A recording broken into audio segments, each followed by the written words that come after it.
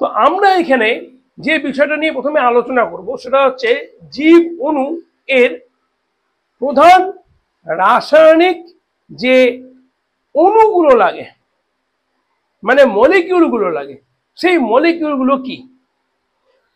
Carbon একটা molecule, hydrogen একটা molecule, oxygen একটা মলিকিউল, নাইট্রোজেন এটা একটা মলিকিউল, আর সালফার এটা মলিকিউল। অনেক ক্ষেত্রে ফসফরাস এটা একটা মলিকিউল। এই মলিকিউলগুলো হচ্ছে প্রধান জীব অণু।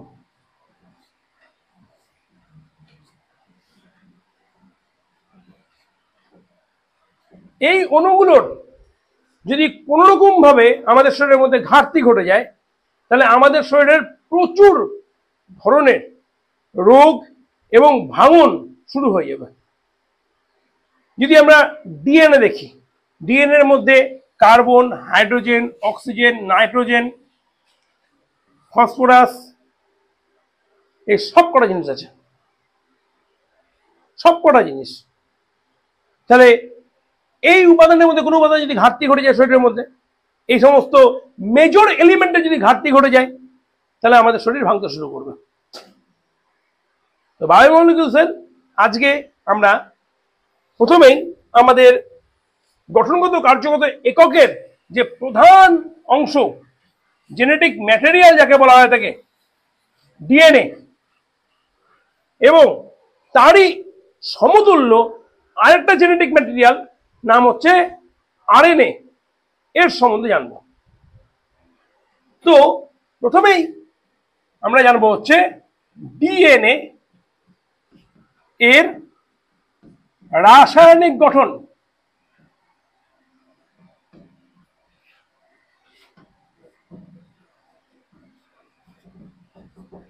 ডিএনএ এর রাসায়নিক গঠন, ডিএনএ এর রাসায়নিক গঠন জানতে গেলে আমাকে তার আগে কিছু বেসিক কনসেপ্ট ক্লিয়ার করতে হবে। এই বেসিক কনসেপ্ট ক্লিয়ার না থাকতে গেলে ডিএনএ রাসায়নিক গঠন শুধু আমার মুখে বলাই হবে, তোদের শোনাই হবে, কিন্তু শেখা হবে না। আমাকে প্রথমেই জানতে হবে কার্বনের একটা বিশেষ ধর্ম রয়েছে, একে বলা হয় থেকে ক্যাটিনেশন ধর্ম বা কার্বনের সমবায়বতা। ঠিক আছে? মানে কি, কার্বনের একটা মলিকিউল একটা মলিকিউলের সঙ্গে এরকম লিনিয়ার ফর্মে যুক্ত হতে পারে। এর সঙ্গে আরেকটা কার্বন, তার সঙ্গে আরেকটা কার্বন, তার সঙ্গে আরেকটা কার্বন, এরকম করে যুক্ত হচ্ছে।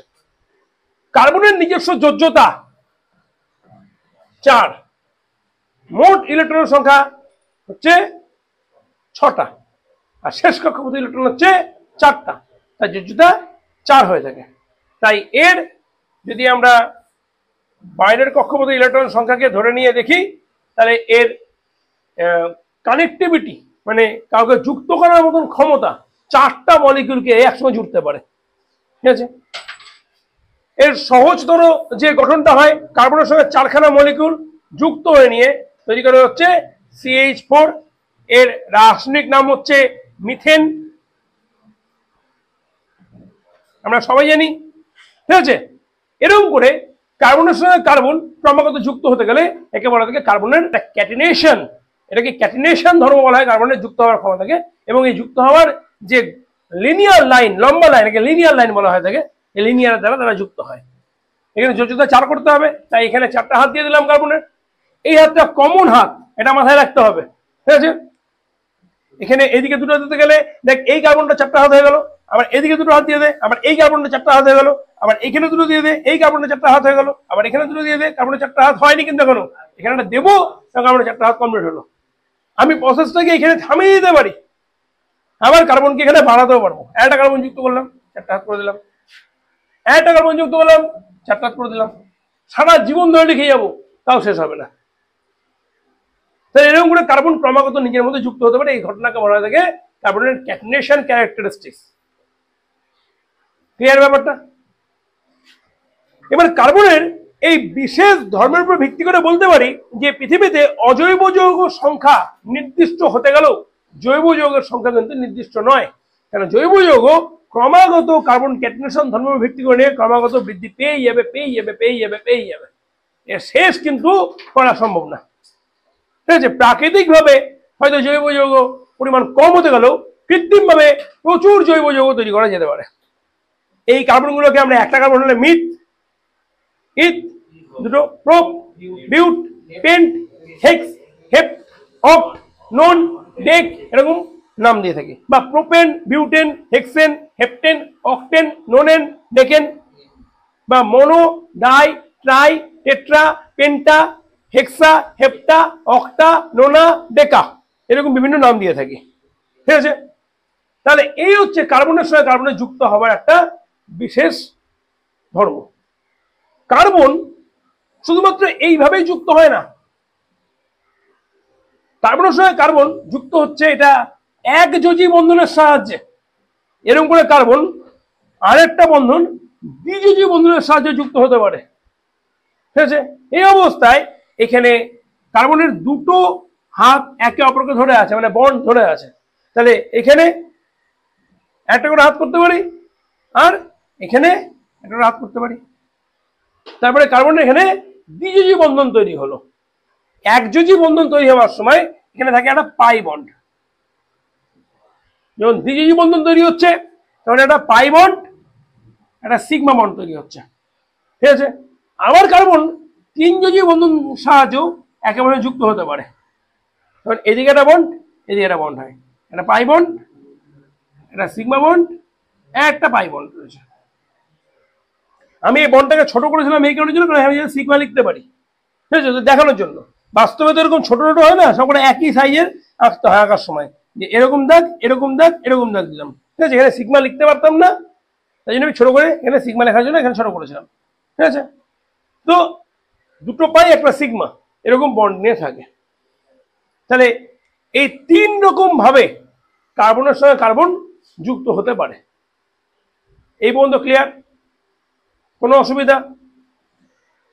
এবার যখন আমরা উঁচু ক্লাসে উঠে গেছি তখন কার্বনকে আর এইরকম করে না লিখলেও হয়, এখন আমি এইরকম করে লিখতে পারি।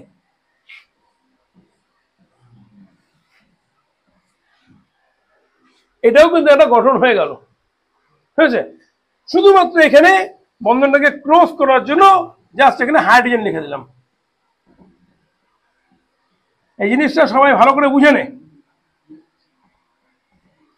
যেখানে যেখানে আমি ডট দেখতে পাচ্ছি, মানে এটা একটা ডট, এটা একটা ডট, এটা একটা ডট, এটা এটা এটা, এই ডটেড এরিয়াগুলো হচ্ছে কার্বন। আবার আমরা এইরকম করে লিখতে পারি।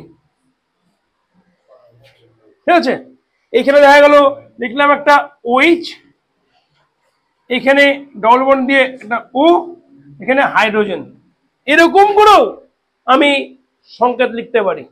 আমি জাস্ট দেখাচ্ছি যে কত রকম ভাবে কিছু করা যায়।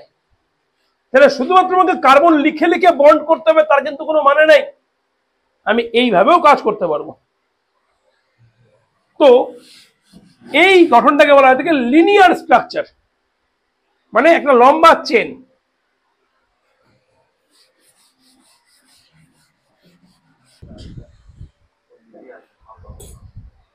যদি এবারে দেখি আমরা যে এই যে গঠনটা, এই গঠনটাকে ঘুরিয়ে দিই, ঠিক আছে, তাহলে গঠনটা কেমন হবে? গোল, গোল হয়ে যাবে গঠনটা। এখানে সি, এখানে সি, এখানে সি, এখানে সি, এখানে সি, এখানে সি। বিজ্ঞানী ভোলহার নাম শুনেছিস?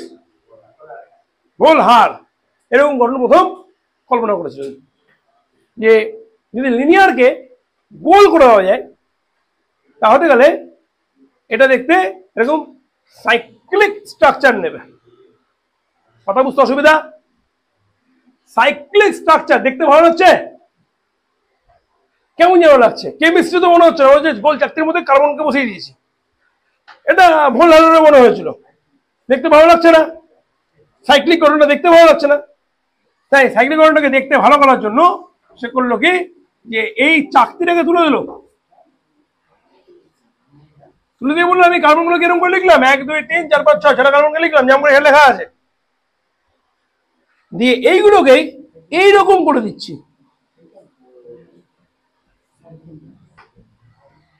দেখতে একটা সুন্দর গঠন হচ্ছে, কেমিস্ট্রি কেমিস্ট্রি মনে হচ্ছে দেখে নিয়ে এবার, কিন্তু কার্বন 4, ঠিক আছে, তাহলে গেলে আমি এখানে একটা বন্ড এখানে বন্ড দিতে পারি, এখানে বন্ড এখানে বন্ড দিতে পারি, ওটা পরের ধারণা। এখানে বন্ড এখানে বন্ড দিতে পারি, এখানে বন্ড এখানে বন্ড এখানে বন্ড এখানে বন্ড এখানে বন্ড এখানে বন্ড দিতে পারি। আবার একটা ঘটনা ঘটে গেল, দেখতে আবার ভালো লাগছে না, বা কোনো জ্বালা বদল লাগছে, ঠিক আছে, তো বলো না এটা এরকম ভালো লাগছে না দেখতে, এটা চেঞ্জ করি। কেমন করব? Carbon carbon carbon carbon carbon carbon, এরকম এরকম করবো,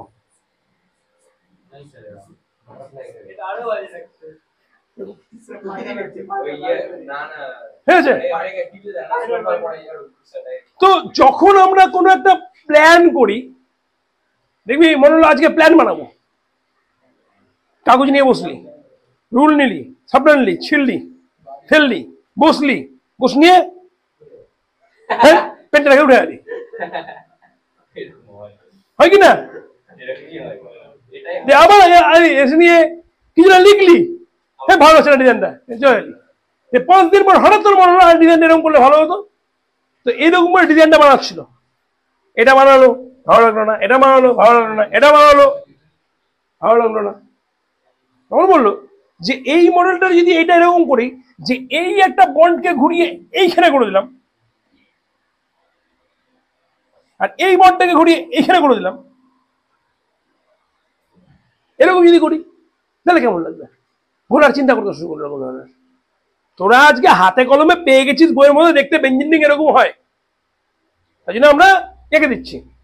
যে সমস্ত বিজ্ঞানীগুলো তৈরি করেছে তাদের কথা চিন্তা করতো, ডিজাইনটা তৈরি করতে কি অবস্থা হয়েছিল তাদের, কত সহজে পায়নি কিন্তু ব্যাপারটাকে, প্রচুর খাটতে হয়েছিল। কথা বুঝলি? দেখতে ভালো রাখতে হবে জিনিসটাকে, মানে বলে না দর্শনধারী ফির গুণচারী, তো দেখতে হলো তবে তো তারপরে গুণ দেখবে যে কি তৈরি করেছে, ঠিক আছে। তো ন্যাচারালি এর স্ট্রাকচারটা চেঞ্জ করলো, ওরা বললো যে লিনিয়ার স্ট্রাকচারটাকে যদি এইরকম না রেখে যদি আমরা এরকম করি, carbon carbon carbon carbon carbon carbon, এরকম হয়েছে,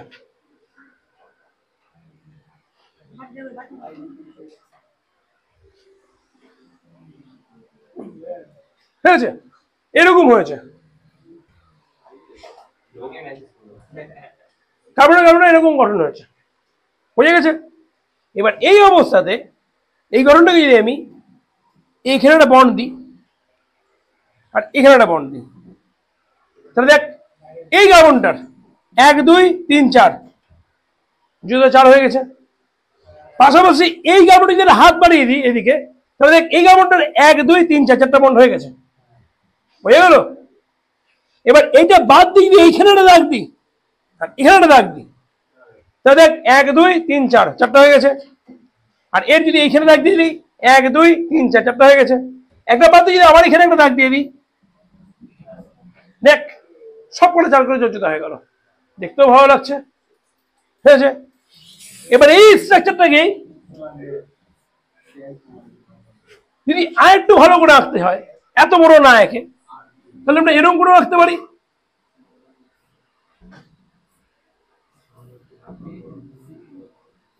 একটু আগে শিখলাম যে ডট গুলোকে কি বলে? কার্বন।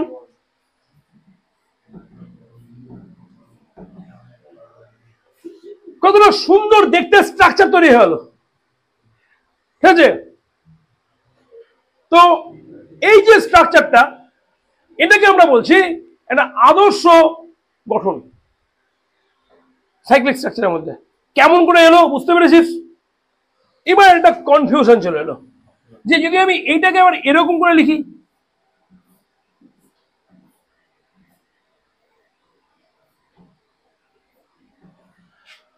বন্ডের জায়গা চেঞ্জ হয়ে গেল, চেঞ্জ হয়ে যাচ্ছে জিনিসটা, বন্ডের তো জায়গা চেঞ্জ হয়ে গেল, এরকম হতেই পারে।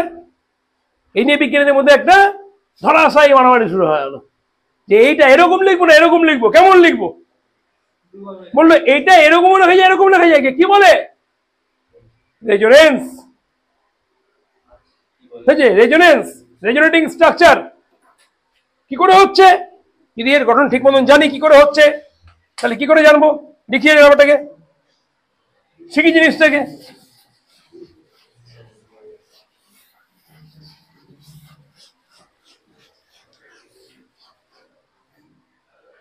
জানাচ্ছি বায়োলজি, পড়াচ্ছি কেমিস্ট্রি।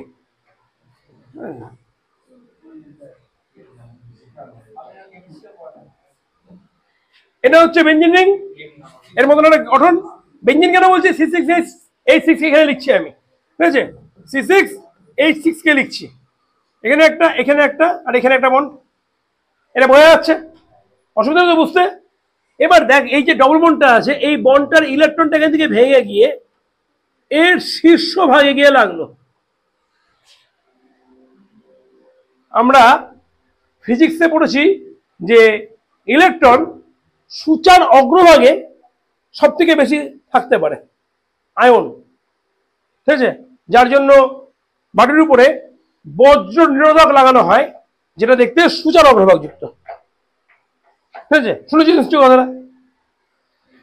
তো এখানেই সূচার অগ্রভাগে গিয়ে ইলেকট্রনটা পড়লো।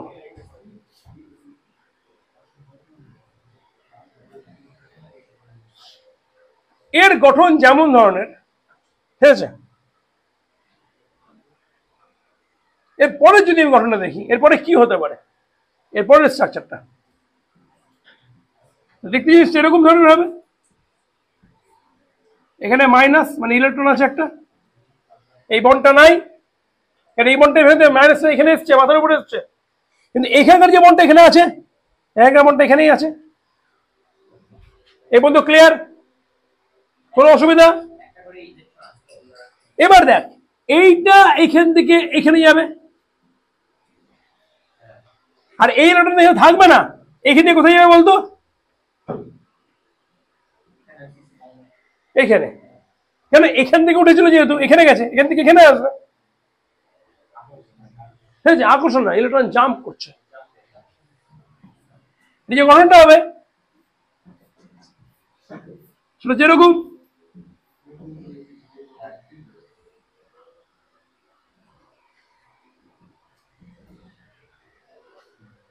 ক্লিয়ার? ভালো করে দেখ, বুঝতে পারছিস তুই?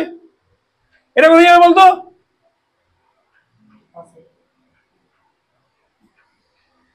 আর এটা কোথায় যাবে? এখানে। এর যে গঠনটা পাবো সেটা কেমন ধরনের পাচ্ছি?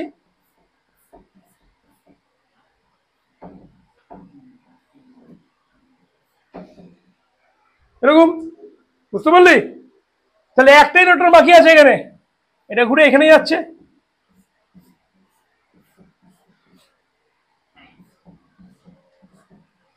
দেখ, প্রথমে যে গঠনটা গেছিলাম তার ঠিক উল্টা জায়গাতে এখানে এইগুলো আছে। এটা তো ঘুরছে সবসময়,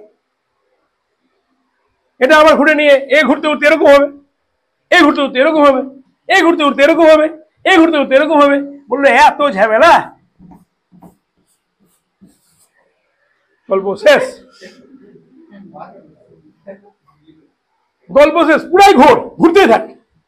বাচ্চারা গোল্লা দিয়ে দিল, ঝামেলা থেকে মুক্তি। কথা বুঝলি? হ্যাঁ বাচ্চা, বুঝতে পেরেছিস তুই? শিওর তো? তাহলে এই গঠনটাকে বলছি রেজোনেটিং স্ট্রাকচার, বা যেটা রেজোনেন্স গঠন করা। আর আলটিমেট যে গঠনটা দাঁড়ালো সেটা হচ্ছে এইটা।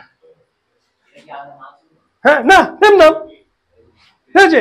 এটাই তো যেটা আমি এখানে আঁকছি, প্রকৃতপক্ষে এইখানে এইখানে এখানে দিচ্ছি, এটা তো ঘুরে এইখানে এইখানে আর এখানেও হবে, এটাকে জুড়ে দিল, দিয়ে গোল্লা করে দিল, দিয়ে গোল্লা, ঠিক আছে? যাতে কোনো রকম কনফিউশন তৈরি না হয়। এখন তুই দেখা গেল যে ন্যাপথলিনের স্ট্রাকচার ড্রয়িং করছিস, ঠিক আছে, C10H8 ন্যাপথলিন। কমন বন্ড দিলি এখানে একটা বন্ড, এখানে একটা বন্ড, কমন বন্ড এটা, এখানে একটা বন্ড, এখানে একটা বন্ড, এটাও আঁকতে পারিস। আবার এরকম না একে তুই এইরকম আঁকতে পারিস, এই আর এই। মৌমাছির ঘর রেখে দিলি, ছোট রাখতিস না মৌমাছির ঘর, গোল্লা করে দিলি, সেম, কোনোটাই ভুল না। কথা বুঝে গেল?